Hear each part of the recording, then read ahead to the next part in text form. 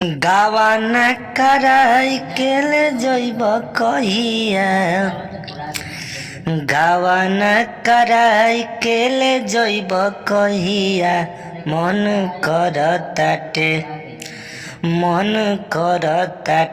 को सुतइब कहिया, मन करताटे कोरा में सुतइब कहिया।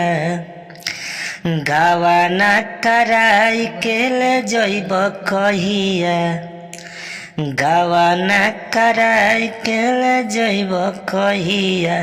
मन करताटे कोरा में सुतइब कहिया, मन करताटे कोरा में सुतइब कहिया। तो नमस्कार दोस्तों, स्वागत करता हूं आप सभी का। मैं आप सभी का भाई झमन दीवाना आप सभी के लिए लेकर आ गया हूं बिल्कुल फुल और फ्री सॉन्ग, जो कि आशीष यादव जी का ट्रैक है। दियावा बुता के सैया टो है सखी, तखुले साया के न डोरी सैया रो है सखी। तो आप लोग मगई सॉन्ग है, आप लोग सुने होंगे तो ज़रूर इस सॉन्ग को गा सकते हैं। अच्छा लगे तो ठीक है। जो भी सिंगर भाई हमारे वीडियो से नए हैं तो वीडियो को लाइक करें, चैनल को सब्सक्राइब कीजिए ताकि भाई का मोटिवेशन बढ़े, तो आप सभी के लिए हमेशा गाना लेकर आता रहे।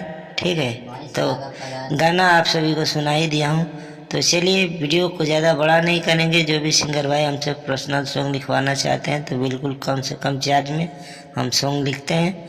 ठीक ना, स्क्रीन पे हमारा नंबर है, कॉल करके आप लोग लिखवा सकते हैं। तो चलिए अंतरे को स्टार्ट करते हैं। सैया बोला लहु दिनमा धाराल, चढ़ल जवानी हमा भइल बिया लाल। लागल बाटे अगिया बुतइब कहिया, आय हाय लागल बाटे अगिया बुतइब कहिया। तमन करताटे